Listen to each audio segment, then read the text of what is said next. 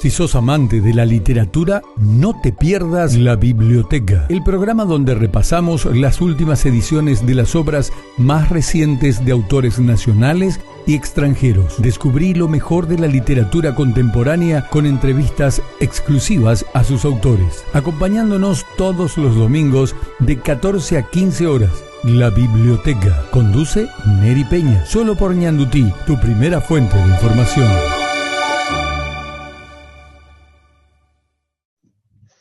Y seguimos aquí en la biblioteca y hoy tenemos a un invitado de lujo, al doctor José Alonso Navarro. Él es español. ¿Por qué lo invitamos al doctor José Alonso Navarro? Profesor, una persona con un conocimiento extraordinario. Él es doctor en filología inglesa. ¿Es así, doctor? ¿Cómo está? ¿Cómo estamos, Neri? Pues muy buenos días, muy contento de estar aquí en tu programa. Y un honor para mí poder hablar de una de las figuras literarias cumbres de la literatura española del siglo XX. Claro, ¿de quién estamos hablando? Estamos hablando de Miguel Hernández. ¿Por qué queremos hablar de Miguel Hernández este domingo? Me enviaron este material, que es de Servilibro, Elvio Romero, Miguel Hernández, Destino y Poesía. Miguel Hernández, poeta español. Y justamente quiero poner de fondo en esta grabación un material del lugar de nacimiento de Miguel Hernández, de Orihuela, que habla de las tres heridas de Miguel Hernández: la vida, el amor y la muerte. Poeta que cala hondo, y qué mejor que hablar con el doctor José Alonso Navarro sobre Miguel Hernández. Háblanos, doctor, por favor, de Miguel Hernández.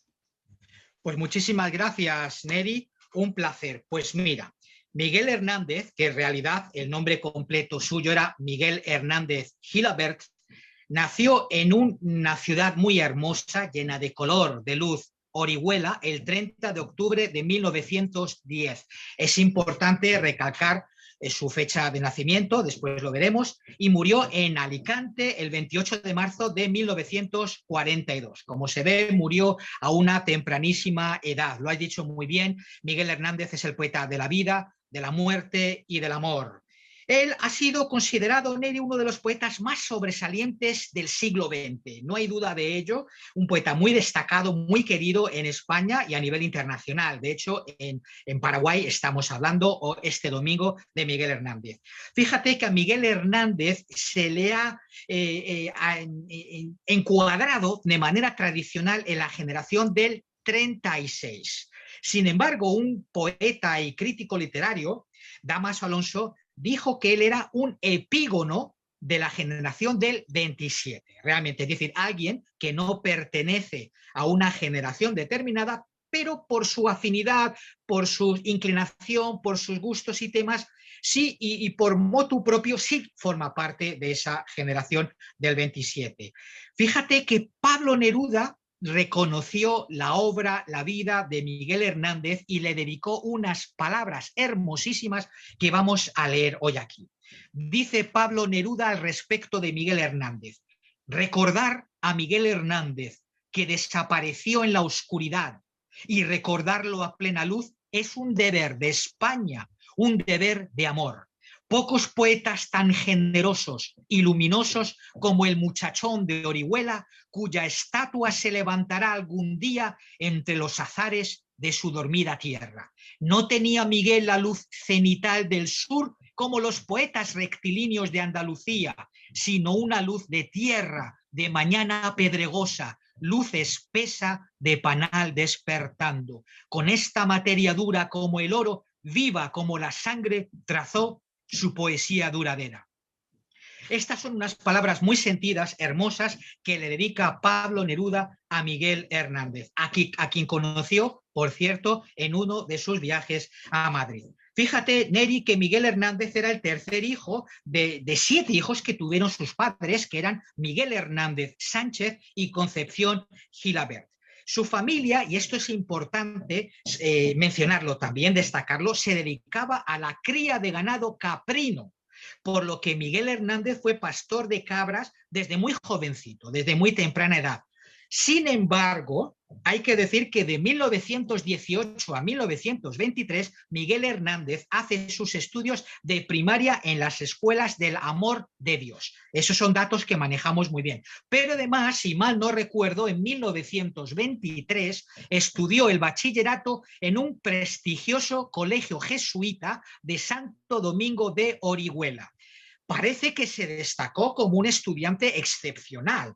Por eso los jesuitas querían darle una beca para que él pudiera continuar sus estudios, pero su padre rechazó esa beca porque quería que se dedicara única y exclusivamente al pastoreo. Así que, lamentablemente, 2 años después, en 1925, abandonó los estudios obligado por su padre para dedicarse al pastoreo.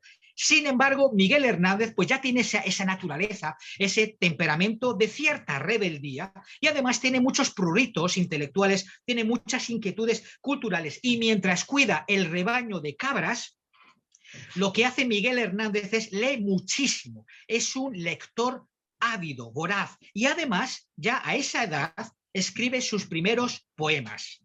Entonces, dos amistades que le ayudan muchísimo, algunas amistades, mejor dicho, que le ayudan muchísimo, son las de el canónigo Luis Almarcha Hernández, que pone a disposición del poeta de Orihuela libros de San Juan de la Cruz, libros de Gabriel Miró, de Paul Verlaine y de Virgilio, entre otros. Esto enloquece realmente a Miguel Hernández en el sentido positivo y hace que lea muchísimo, que se empape de literatura. Pero aparte de eso, Miguel Hernández consigue otros libros visitando con mucha asiduidad la biblioteca pública y leyendo a los clásicos del siglo de oro español como Lope de Vega, Tirso de Molina, Pedro Calderón de la Barca, etc. Además de leer muchísimo, lo que hace Miguel Hernández es organiza como puede tertulias literarias con otros jóvenes como él que tienen esas ganas de hablar de poesía, de literatura. Quiero mencionar, si me los permites, algunos nombres de los jóvenes de entonces que también muestran esas inclinaciones, esas inquietudes por la literatura. Carlos Fenol, su hermano Efrén Fenol, Manuel Molina y una figura importantísima para Miguel Hernández, que es José Marín Gutiérrez, el gran amigo de Miguel Hernández, que posteriormente adoptaría el seudónimo de Ramón Sige. Y a quien Miguel Hernández dedicó una famosa elegía en un libro que, si mal no recuerdo, es El rayo que no cesa. Voy a hacer un pequeño inciso y hablar muy brevemente de Ramón Sige, para que veamos cómo, a pesar de las ideas políticas que tenía su amigo y Miguel Hernández, bueno, pues entre ellos surge una amistad que duraría prácticamente pues hasta el fallecimiento a muy temprana edad de Ramón Sige. Ramón Sige fue un escritor y un destacado abogado español. Desde muy joven, desde jóvenes, pues ya mantuvo una estrecha relación de amistad con Miguel Hernández, a que admiraba muchísimo y con que compartía estas inquietudes literarias. Ramón Sige tenía ideas políticas muy diferentes a las ideas políticas de Miguel Hernández y además tenía unos sólidos principios católicos. Esos principios católicos, pues Miguel Hernández no los tenía. Pero ¿qué sucedió? Que el 13 de diciembre de 1935, en su pueblo natal, de donde era también Ramón Sige, Orihuela, como Miguel Hernández, contrajo una infección intestinal terrible que le infectó el corazón y en solo 10 días falleció. Esto creó pues una tristeza, una congoja, un sentido de angustia y de aflicción terrible en Miguel Hernández, y a que le dedicó, como dije anteriormente, un poema hermoso que se llama Elegía. Si me lo permites, puedo leerlo. Por favor. Bien, gracias. Por favor. Estupendo. Elegía a Ramón Sige. En Orihuela, su pueblo y el mío, se me ha muerto, como del rayo, Ramón Sige, a quien tanto quería. Yo quiero ser llorando el hortelano de la tierra que ocupas y estercolas, compañero del alma, tan temprano, alimentando lluvias, caracolas y órganos mi dolor sin instrumento, a las desalentadas amapolas, daré tu corazón por alimento. Tanto dolor se agrupa en mi costado que por doler me duele hasta el aliento. Un manotazo duro, un golpe helado, un hachazo invisible y homicida, un empujón brutal te ha derribado. No hay extensión más grande que mi herida. Lloro mi desventura y sus conjuntos y siento más tu muerte que mi vida. Ando sobre rastrojos de difuntos y sin calor de nadie y sin consuelo, voy de mi corazón a mis asuntos. Temprano levantó la muerte el vuelo, temprano madrugó la madrugada, temprano estás rodando por el suelo. No perdono a la muerte enamorada, no perdono a la vida desatenta, no perdono a la tierra ni a la nada. En mis manos levanto una tormenta de piedras, rayos y hachas estridentes, sedienta de catástrofes y hambrienta. Quiero escarbar la tierra con los dientes, quiero apartar la tierra parte a parte, a dentelladas secas y calientes. Quiero minar la tierra hasta encontrarte y besarte la noble calavera y desamordazarte y regresarte. Volverás a mi huerto y a mi higuera. Por los altos andamios de las flores pajareará tu alma colmenera de angelicales ceras y labores. Volverás al arrullo de las rejas de los enamorados labradores, alegrarás la sombra de mis cejas y tu sangre se irán a cada lado disputando tu novia y las abejas. Tu corazón, ya terciopelo ajado, llama a un campo de almendras espumosas mi avariciosa voz de enamorado. A las aladas almas de las rosas, del almendro de nata, te requiero, que tenemos que hablar de muchas cosas, compañero del alma, compañero. Claro. Es un poema terrible que refleja el dolor, el sentido de angustia y la tristeza ante una pérdida tan querida como fue la de Ramón Sige, repito, ante las diferencias políticas y religiosas que los dos jóvenes tenían, Claro, realmente, ¿no? hablan de que Ramón Sige, como ya lo decías, su creencia, que con Hernández ellos tenían esa misma creencia, aquí estamos hablando de la misma fe, la católica, es más, hablan de que Miguel Hernández llegó a escribir poesías católicas, poesías con un sentido, no católico, cristianas, por decirlo así, con un sentido diferente por los materiales que leía, que luego se dividió, se separaron, él fue para otro extremo, estoy hablando de Miguel Hernández, y que la muerte de Sige lo afectó bastante porque sentía un poquito de culpa, o sentía culpa de no haber prestado tanta atención al amigo.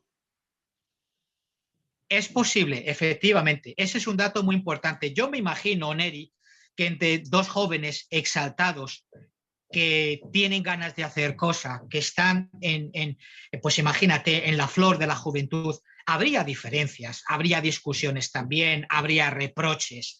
Y quizás, pues a Miguel Hernández, con lo que está diciendo, que es una cosa muy bonita, realmente, y muy cierta, le hubiera gustado quizás decirle cosas a Ramón Sige, pedirle perdón quizás, o disculparse por cosas que se dijeron, por reproches mutuos que se dijeron, y eso no pudo hacerlo porque Ramón Sige pues, tuvo una muerte muy temprana. Pero ya te digo, sí que habría disputas, diferencias, como los jóvenes también, que tienen opiniones, sobre todo políticas diferentes, porque Sige era un hombre muy conservador y Miguel Hernández ya desde temprana edad pues tiene cierta inclinación a la libertad, a cierta rebeldía, aunque efectivamente en el caso de los principios católicos, pues mira, tampoco podemos decir que Miguel Hernández fuera un hombre anticlerical ni que hubiera despotricado abiertamente con la Iglesia Católica, porque eso no fue así, es decir, no tengo testimonios suficientes para decirlo, e incluso fue amigo de un canónigo de Almarcha Hernández que le ayudó en muchísimas ocasiones y que puso a disposición del poeta su biblioteca. Eso me hace pensar que realmente pues, Miguel Hernández no era un anticlerical, es decir, un hombre que fuera radical en ese sentido y que despotricase contra la Iglesia Católica, como hicieron entonces, en esa época, pues muchísimos intelectuales españoles. Claro, ahora quiero ir a lo siguiente, ya ese viaje que hizo Hernández, Miguel Hernández a Madrid, donde fue a buscar mejores horizontes y lo conoció a Pablo Neruda, al poeta Sí. chileno Pablo Neruda. Háblanos un poco de ese viaje a Madrid, por favor. Muy bien. Pues mira, fíjate que el viaje a Madrid realmente se da después, es curioso, de que Neri Miguel Hernández recibe una importante noticia de que ha ganado un premio literario en Elche por un poema suyo que consta de 138 versos que se llama Canto a Valencia. Y eso le anima mucho, despierta en él como el sentido de que él puede y de que él puede ampliar sus horizontes en la capital de España, en Madrid. Entonces, ese importante premio que luego, bueno, le gusta, pero lo decepciona un poquito porque él piensa que el premio literario es un premio económico, es un premio de dinero, y después descubre cuando va a la ciudad de Elche que se trata de una escribanía de plata. Pero bueno, él se anima muchísimo y, si mal no recuerdo, Neri, el 31 de diciembre de 1931 realiza, a partir de entonces, realiza varios viajes a Madrid. Varios. Entonces quiere, como has dicho muy bien, ensanchar, ampliar sus horizontes y quiere buscar pues, oportunidades como poeta. Y esto le da la oportunidad, la ocasión de conocer muy bien, sobre todo, la obra de los escritores de la generación del 27. Imagínate, estamos hablando de una generación extraordinaria en la que están pues, Manuel Altolaguirre, Dámaso Alonso, Luis Cernuda, Vicente Alexandre, Jorge Guillén. Es decir, hay un nutrido grupo de intelectuales impresionantes, una creatividad impresionante. Entonces él pues aprovecha la ocasión para conocer la obra de estos autores, colabora en varias revistas literarias como la prestigiosa Revista de Occidente. Imagínate que, si mal no recuerdo, fue fundada por el filósofo José Ortega y Gasset, casi nada. Colabora en muchas otras revistas literarias, creo que en Estampa también, que es una revista que entonces se estila y en la que colaboran los mejores poetas de entonces. Y colabora, para ganarse un poco la vida, las habichuelas, como digo, en la redacción de la Enciclopedia Taurina, una enciclopedia dedicada exclusivamente a la tauromaquia que dirige quien se convertirá también en un amigo, que es don José María de Cossío. Y además, en 1933, con ocasión de esos viajes a Madrid que muy bien mencionas, Neri, publica su primer libro, que se llama Perito en Lunas. Es un libro complejo, muy barroco, ¿verdad?, que nada tiene que ver con los libros posteriores, donde ya se despoja de ese ornato barroco, de esos adornos excesivos, y se inclina más por la sencillez poética. Pero en Madrid conoce a mucha gente importante. Primero, tiene una relación amorosa con la pintora Maruja Mayo, de la que se enamora perdidamente. Conoce a un importante y destacadísimo miembro de la generación del 27, que es Vicente Alexandre, pero además conoce a Pablo Neruda. Entonces, los dos se caen muy bien, es decir, enseguida hay una relación de amistad. Pablo Neruda admira la fuerza, el vigor, ese deseo de Miguel Hernández por hacer poesía, por contribuir, por crear. Entonces, bueno, pues Pablo Neruda va sintiendo un cariño muy especial hacia a Miguel Hernández, a quien, como vimos anteriormente, dedica con ocasión de su muerte unas palabras muy sentidas, ¿no? Después de esos viajes a Madrid, donde conoce a todas estas personalidades, incluido Pablo Neruda, pues comienza la Guerra Civil Española, Neri, y ahí comienza ya un periodo muy triste, muy doloroso en la vida de Miguel Hernández. La Guerra Civil Española pues surge en 1936 como consecuencia del golpe de Estado y de la sublevación militar, mejor dicho, del generalísimo Francisco Franco Bahamonde.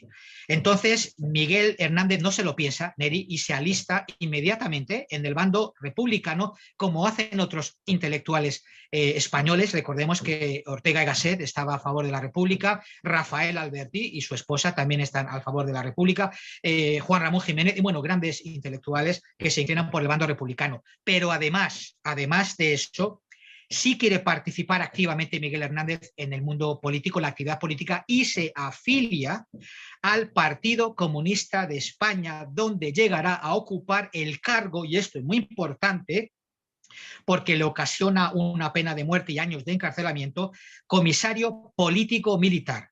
Y le nombran comisario político militar en 1937, un año después de surgida la contienda, la Guerra Civil Española. Fíjate que en plena guerra civil pues pasan muchas cosas muy interesantes, Neri. Miguel Hernández se escapa a Orihuela pues para ver a la que sería entonces su esposa, Josefina Manresa. asiste al segundo Congreso Internacional de Escritores para la Defensa de la Cultura, celebrado en Madrid y Valencia, y más tarde, digamos como representante del bando republicano, viaja a la Unión Soviética. Es decir, de alguna manera, él está ocasionando y cavando su propia sepultura, porque todos son datos que conoce el bando fascista, el bando de los nacionales, el bando de los sublevados, ¿no? El 19 de diciembre de 1937 nace su primer hijo, Manuel Ramón, pero tristemente su primer hijo muere a los pocos meses de nacer, si mal no recuerdo, creo que es el 19 de octubre del año 38, de 1938. Y el 4 de enero de 1939, un año después, le nace su segundo hijo, que es Manuel Miguel Hernández, a quien dedicó las famosas Nanas de la Cebolla, que es otro poema muy sentido que, si me permites, puedo recitar una parte. Claro, sí, Si no sí. te resulta... No, antes que recites, Sí, para que la audiencia sepa cómo nace ese poema. La esposa, él estando en la cárcel, Hernández estando en la cárcel, Miguel Hernández estando en la cárcel, recibe la carta de la esposa donde le dice que solamente que la criatura tiene el alimento natural, que lo está amamantando, pero de que ella se está alimentando con pan y cebolla. Y de ahí así nace mismo. esta poesía que cala hondo, esta poesía con un sentimiento muy fuerte. Así que adelante, maestro, por favor, doctor. Exactamente. Gracias, Neri, por el dato. No lo iba a mencionar, lo tenía ahí muy, muy en el subconsciente. Muchísimas gracias, porque así es. Esa es la génesis de un poema que es desgarrador, justamente cuando su propia mujer le dice, mira, pues es que tu hijo se alimenta de esto, ¿verdad? ¿No? Claro. Y se lo dice en la cárcel y el hombre se siente absolutamente impotente. Lo más lindo, podríamos decir así, es que su segundo hijo sí que le sobrevive muchísimos años y muere en los años 80. Bueno, Nanas de la Cebolla. La cebolla es escarcha cerrada y pobre, escarcha de tus días y de mis noches. Hambre y cebolla, hielo negro y escarcha grande y redonda. En la cuna del hambre mi niño estaba, con sangre de cebolla se amamantaba, pero tu sangre escarchaba de azúcar, cebolla y hambre. Una mujer morena, resuelta en luna, se derrama hilo a hilo sobre la cuna. Ríete, niño, que te tragas la luna cuando es preciso. Alondra de mi casa, ríete mucho. Es tu risa en los ojos, la luz del mundo. Ríete tanto que en el alma, al oírte, bata el espacio. Tu risa me hace libre, me pone alas. Soledades me quita, cárcel me arranca.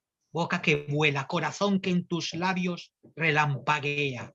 Es tu risa la espada más victoriosa, vencedor de las flores y las alondras, rival del sol, porvenir de mis huesos y de mi amor. La carne aleteante, súbito el párpado y el niño como nunca coloreado. Cuánto jilguero se remonta, aletea desde tu cuerpo. Desperté de ser niño, nunca despiertes, triste llevo la boca. Ríete siempre, siempre en la cuna, defendiendo la risa pluma por pluma. Ser de vuelo tan alto, tan extendido, que tu carne parece cielo cernido. Si yo pudiera remontarme al origen de tu carrera, al octavo mes ríes con 5 azahares, con 5 diminutas ferocidades, con 5 dientes como 5 jazmines adolescentes. Frontera de los besos serán mañana, cuando en la dentadura sientas un arma, sientas un fuego correr dientes abajo, buscando el centro. Vuela, niño, en la doble luna del pecho, él, triste de cebolla, tú satisfecho. No te derrumbes, no sepas lo que pasa ni lo que ocurre. Es tremendo, tremendo, Neri, el poema Sí, Nanas de la Cebolla, dedicado a su segundo hijo, Manuel. claro. Y quiero ir relatando más, doctor Alonso. Él ya estaba preso y prácticamente tenía la condena a muerte porque la Sí, sentencia se dio. Sí. Hablarnos un poquito de esa condena a muerte, qué pasó, qué se hizo, pero tristemente después él falleció por una enfermedad. Se, Sí, sí, sí.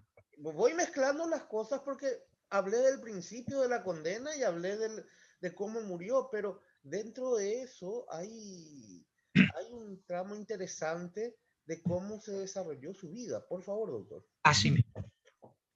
Exactamente, así es, Neri, has dicho muy bien. Son datos importantes. Ya estamos, pues imagínate, ha terminado la Guerra Civil Española en el año 39 con el triunfo del bando contrario, de los nacionales, a la cabeza Francisco Franco. Miguel Hernández es en un principio detenido por la policía de Salazar, que es un dictador portugués, que lo detiene cuando Miguel Hernández, que ya se ve absolutamente perdido, quiere huir a Portugal. Pero la policía del dictador portugués lo detiene e inmediatamente se lo entrega a la Guardia Civil Española. A partir de ahí, pues comienza todo un calvario, Neri, un calvario terrible para Miguel Hernández. Pasa por muchísimas cárceles, sufre, pasa hambre, penurias, y recorre diferentes lugares de España. Pues pasa por la cárcel de Huelva, tengo entendido, pasa por la cárcel de Sevilla, la cárcel de Palencia, la cárcel de Toledo, Alicante y finalmente Madrid, ¿no? En marzo de 1940, fíjate tú, fue juzgado y fríamente, y en un juicio que yo me imagino sumarísimo, un juicio militar, fue condenado a muerte por un consejo de guerra. Terrible, ¿eh? Terrible.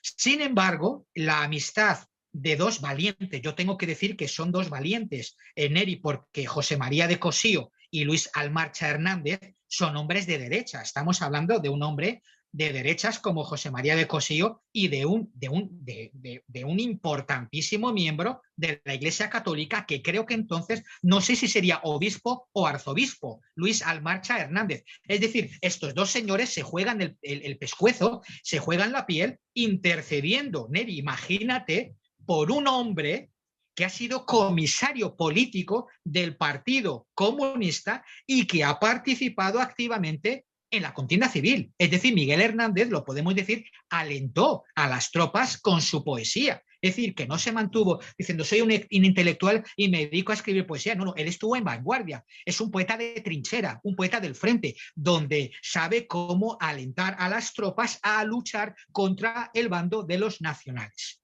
Y estos señores, con mucha valentía, pues deciden interceder, nada más, nada menos, pues contra todos los militares. Imagínate, ¿qué haríamos nosotros en una situación muy compleja, ¿no? Es muy, muy compleja, muy difícil, donde hay mucho odio, Neri. Hay odio, hay resentimiento, hay muchas heridas abiertas, hay padres contra hijos, hermanos contra hermanos, tíos contra sobrinos. Es decir, hay muchísimo odio y mucha miseria, y la gente es, el lema es sálvese quien pueda. Sin embargo, yo tengo que partir una lanza por estos dos señores que interceden con Miguel Hernández y logran realmente conmutar la pena de muerte por años de cárcel, ¿no?